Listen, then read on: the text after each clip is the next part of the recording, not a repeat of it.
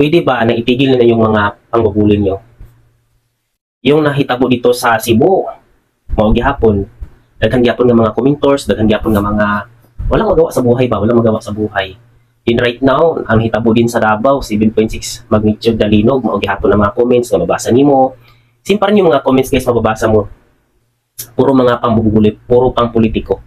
First na pangyari na lindol dito sa Pilipinas, nag-start doon sa nag-start dito sa Bohol. And before that, before nangyari yan is nangyari din yan sa Japan, diba? So after Japan, dumating dito sa Pilipinas, and then yun, first time in a history na pinakamalakas na lindol dito sa Bohol nangyari. And we don't expect guys na nangyari din sa Cebu. Tama po ba? Oh, sa lahat mga nambuli, sa lahat ng mga nag-bash, di ba sa Bohol na napakaraming mga commentors o napakaraming mga dalal. Pa-comment pa na mirisi Bohol, mirisi ganun. Ang daming pangbabastos, di ba? And then right now nangyari sa Cebu, yun din same pa rin, marami pa rin mga bashers. Alam niyo mga bashers, wala talaga kayong magawa, no? Wala talaga kayong magawa sa buhay kung di magbabash kayo. Wala talaga kayong talaga kayong mga utak. Kahit paano. Magalit na magalit kayo sa akin. Isa lang akong maliit na affiliates o isa lang akong maliit na content creators bago pa dito sa TikTok.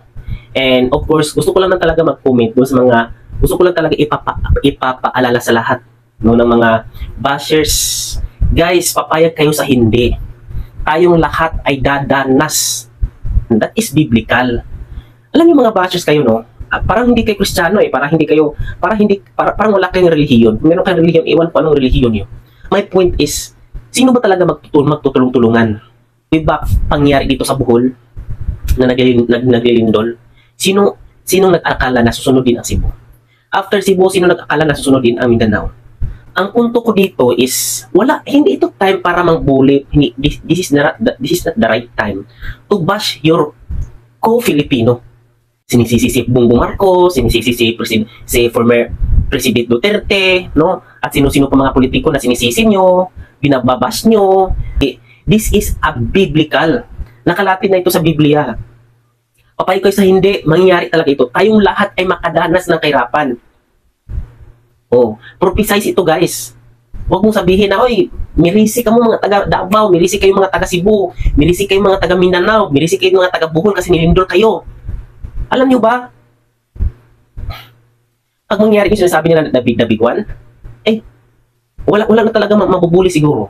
Siguro gusto niyo lahat na buong Pilipinas sabay-sabay. Anong gusto niyo guys? Kayo mga bashers. Sige nga, mag-isip nga kayo. Anong gusto niyo? Buong Pilipinas maglindol? Buong Pilipinas guguluhin o magkahirap? Mag-isip nga kayo. Walang ibang magtulungan. Walang ibang kung sa Bisaya pa na sa, wala ay magtinabangay, wala ay magdinasigay. Kundi itarang mga Pilipino. Ayaw na huwag niyo yung ulit-ulitin mga issue pang politiko. Guys, wala na yung elections. Oh, miracle sa lang guys pag mayroong next time na election. Ngayon pangyayari sa panahon natin ngayon, sunod-sunod yung mga pangyayari. May sunog, may gera, may patayan, may ano pa dyan, may lindol, saan pa sa mga lindol. Oh, kasi ito mga, grabe, baha, bagyo, kung ano-ano lang mga pangyayari dito sa ano natin, sa mundo natin.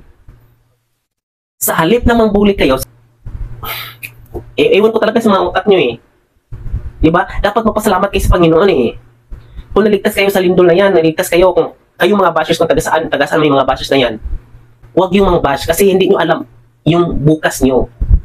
Kung hindi kayo kasali sa lindol, hindi kayo kasali sa bagyo, hindi kayo kasali sa mga landslide, hindi kayo nasali sa sunog, maybe magkakasakit ka, sakit na cancer, kung ano pa. Nag-get niyo po ba, guys? Lahat ng mga bashers nga, makinig kayo.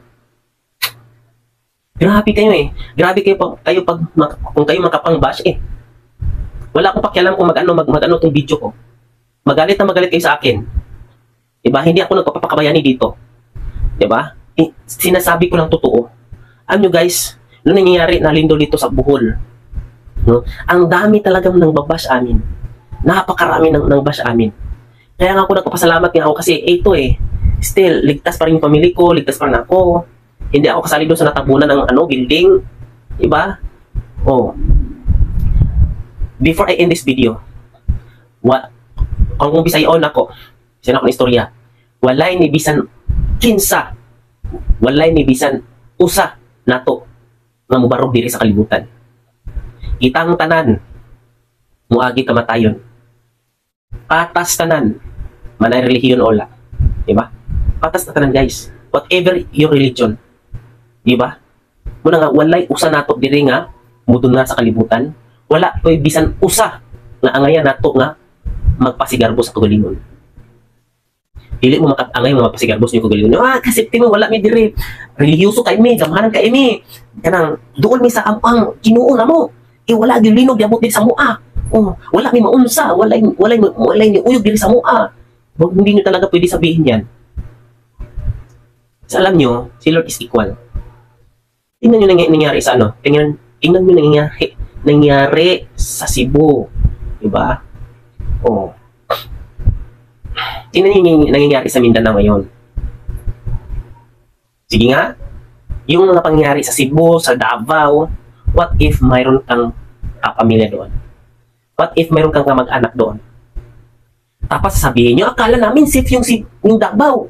Akala namin safe yung Davao. Tapos sabihin nyo, yung terminology na yan is ano yan eh, politics yan. Ulit-ulit pa rin sa mga utak natin yung sino yung kinakapihan natin na politiko. Ulit-ulit pa rin sa mga utak natin kung sino yung kinakapihan natin na mga presidente. Sino kinakapihan natin ng mga mayors. Guys, hindi na yan uso ngayon. Ang uso ngayon is magbalik loob sa Panginoon. Diba? Kung sino yung nakaaway mo, forgive him. Forgive these people. Kung sino yung mga tao na nakakasakit sa'yo, kasi hindi nila binubuto yung presidente mo, hindi nila binubuto yung leader mo, kalimutan mo na yun guys. Huwag na ulit-ulit sa mga utak natin yun. Akala namin safe yung Davao City. Sige nga, ito, last question ko. What if darating yan sa lugar niyo? Sasabihin mo, tatatulungin mo ba sarili mo na, akala ko safe yung lugar namin. Ayaw mo bang tanungin sa sarili nyo? Sa sarili mo? Ikaw na basya ngayon, kayo mga bashers, ayaw nyo ba natanungin sa sarili nyo? Akala namin safe naman, safe yung lugar namin dito. Kasi sabi itong sinabi ni namin, presidente namin, itong sinabi ni mayor namin, sa mga namin, binubuto namin na, itong lugar namin, safe na safe talaga. Akala ko safe ito. Ayaw mo ba tanungin sa sarili mo? Tatakbo ka pa ng tatakbo, promise guys. Please lang, let's respect each other. Kawawa na nga, alam nyo, bakit ko na-post ang video nito? Kasi naawa ko sa mga estudyante. Guys, teacher po ako, guro po ako. Okay? Guro po ako, naawa ako sa mga bata. Di ba, umiiyak yung mga bata eh. Teacher, ayaw ko na. Sige nga, kung anak mo yun. Matutuwa ka? Talaga kayong mga bata, wala kayong magawa sa buhay eh. Iwan ko talaga sa inyo. Ewan kung saan kayo galing na planeta. Naawa ko guys sa mga bata, umiiyak talaga sila. Umiiyak talaga sila. Grabe talaga, mga bata elementary yun. As a teacher bilang isang guro po, hindi po talaga masakit po talaga sa dibdib. Masakit po sa kalooban ko na tignan yung mga bata na natatakot. Tapos, iko-comment mo doon, akala namin safe yung Cebu. Akala namin safe yung Davao City. Saan yung sinabi niya safe yung Davao? Nako, sa halip na magdasal kayo, nako, yan pa rin kinukomment nyo. Takot na nga, trauma na nga yung mga tao, traumatic na yung mga bata, tapos ganyan yung iko-comment nyo. Ang babastos nyo talaga, ang babastos nyo. Promise. Thank you so much for watching this video, guys. Ano ko lang sa kalooban ko talaga, na grabe talaga yung magalit kayo sa akin. Sinabi ko lang talaga yung ko. Ako lang yung gipahunga kung gibati na ako tungod sa ako ang nakita na ako sa video. Tapos, maorak to nga, mga comment nga ako nakita na ako. Again, kalimtan na nato ang politic issue. Dili na nato balik-balikon. Musugot mo sa dili. Kaning mga panghitabo karon sa Pilipinas, iplano na ni daan nakalati na ni sa Biblia. Okay, Tagalogin ko para makaintindi kayo mga Tagalog. Papayag kayo sa hindi. Itong mga pangyayari sa panahon natin ngayon is nakapropisi na ito. Papayag ka sa hindi, mangyayari ito at tayong lahat ay makaranas. Huwag ka ng bash dyan. Sa halip na mang-bash ka, mag-pray ka, mag-repent ka, magbago ka sa buhay mo. Huwag yung puro puot sa puso mo at galit na sa utak mo, na sa puso mo. Kung sino yung presidente na pinaiinitan mo, pinagagalitan mo, hindi na yan panahon, maiimpirno ka niyan. Ikaw lang talaga ma-stress, promise. Ako nga, hindi nga ako nga, wala nga akong kinakampihan ng mga politiko na yan eh. Kung sino ba yung mga binubuto yung politiko kasi iba yung binubuto ko.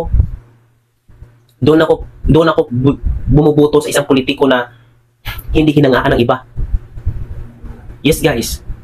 Doon ako bumubuto sa mga sa isang leader na hindi siya sikat. Walang isa sa kanila. Meron ba akong sinisisi? Meron ba akong pangulo na ganon?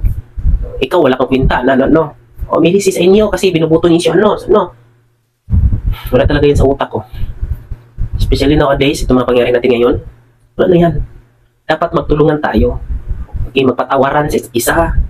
Wala na yung mga galit puot na yan. Huwag tangan na sa inyo kasing-kasing ninyo mga kasukod ninyo. Sa inyo may sikat tao. Sali puro tayo pang magbastos. Sige. Consider na hindi mo kaya i-pre ang Davao. Consider na hindi mo kaya i-pre ang Davao. Consider na hindi mo kaya i-pre ang Cebu City. Sige nga. Yun lang, ipag-pre mo yung mga kamag-anak mo. Ipag-pre mo yung pamilya mo. At lalo na sa sarili mo, ipag-pre mo yan. Na Lord, pag darating yan dito sa lugar namin, protect my family. Protect me, O Lord. Forgive me, O Lord. Forgive all my sins. We need your protection. We need your forgiveness, Lord. I want to repent. Kaysa mamabash ka dyan, wala kang magawa sa buhay.